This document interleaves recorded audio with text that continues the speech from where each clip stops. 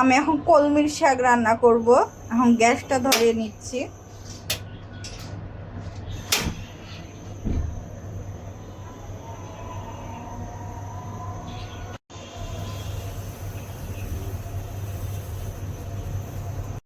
আমি এখন এর মধ্যে তেল দিয়ে দিচ্ছি কড়াইয়ে।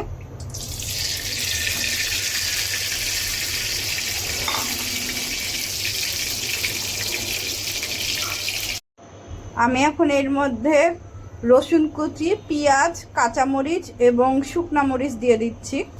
বিসমিল্লাহ।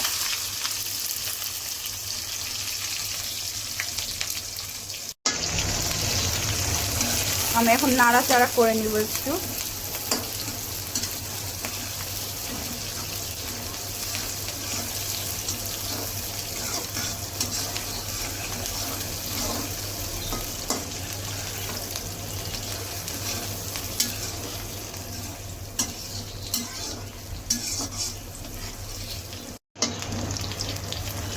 এটা যখন লাল লাল হয়ে আসবে বেরেস্তার মতন, তখন শাকগুলা দিয়ে দিব।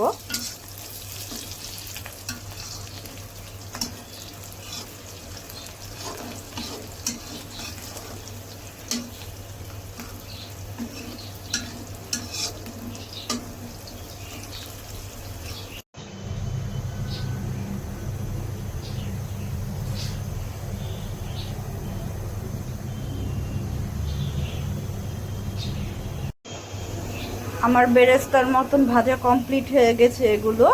এখন আমি শাকগুলা ঢেলে দিচ্ছি। বিসমিল্লাহ।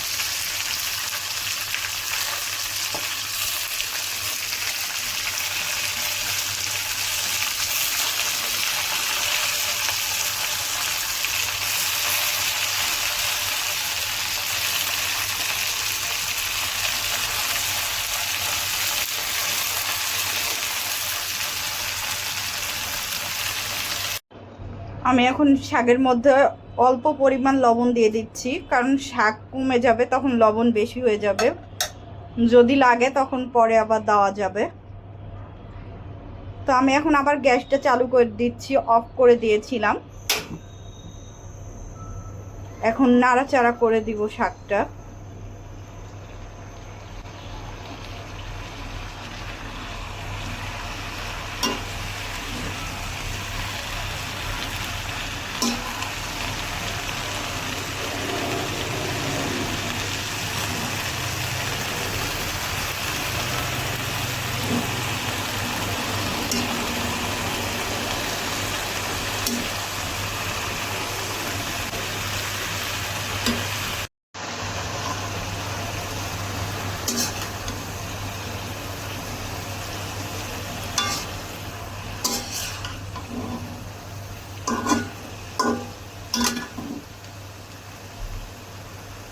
আমি এখন ঢেকে দেব শাকটা।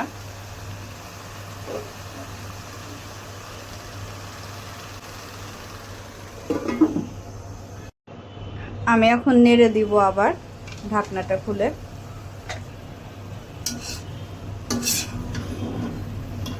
আমার শাক অনেক পছন্দের একটা খাবার, কারণ এখানে অনেক ফাইবার যুক্ত আছে। এটা খেলে পাতলাও হয় মানুষ, অনেক ওজন কমে তাড়াতাড়ি। আর এটা খাওয়া অনেক ভালো শরীরের জন্য। আমি সব রকমেরই শাক অনেক পছন্দ করি। শুধু ভাত দিয়ে শাক খেলে আমার আর কিছুই লাগে না। কলমি শাক হোক, পালং শাক হোক, পুঁই শাক হোক, লাল শাক হোক, পাটের শাক হোক, সব রকম শাকই আমার অনেক পছন্দ।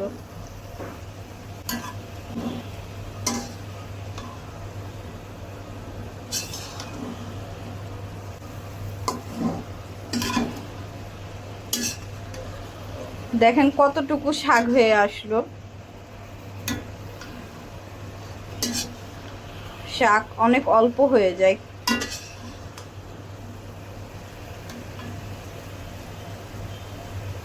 তো আমি এখন ঢাকনা দিয়ে আবার ঢেকে দিব।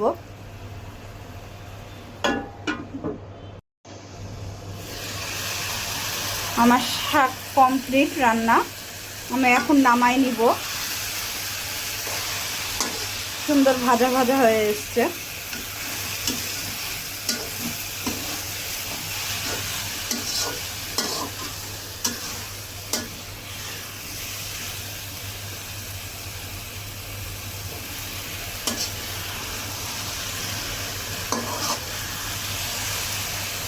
তো সবাই ভালো থাকবেন, আল্লাহ হাফেজ। আমি এখন শাক দিয়ে ভাত খাবো। কলমি শাকটা অনেক মজা হয়েছে। আমি লবণ ঝাল সব শিখে দেখেছি, এখন খালি ভাত দিয়ে খাওয়ার পালা।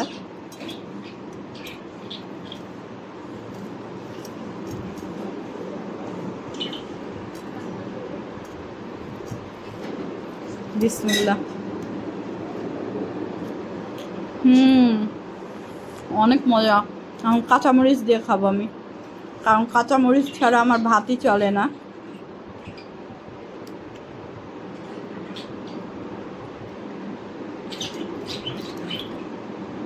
আলহামদুলিল্লাহ, মাশাল্লাহ।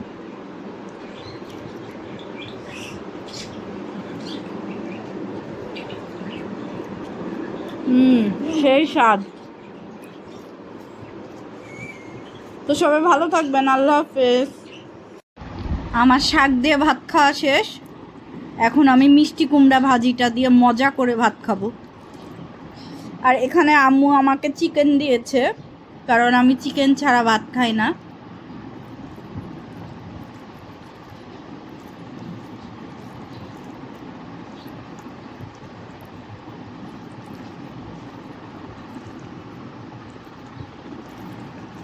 আমি এখন মাখিয়ে নিচ্ছি মজা করে। এটা হলে ডাল টাল কোনো কিছুই লাগে না, শুকনা শুকনাই খাওয়া যায় ভাত দিয়ে মজা করে। আর ধনিয়া পাতা দিয়েছি, যার কারণে আরও বেশি স্বাদ হয়ে গেছে। এখন আমি ভাত দিয়ে খাবো। বিসমিল্লাহ।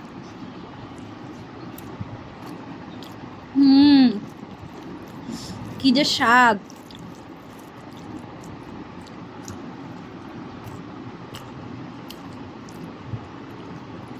আলহামদুলিল্লাহ।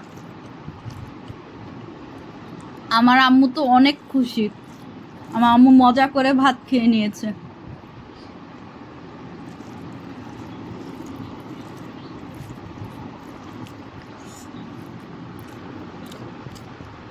তো সবাই ভালো থাকবেন, আল্লাহ হাফেজ। অনেক মজা করে ভাত খাচ্ছি আমি এখন।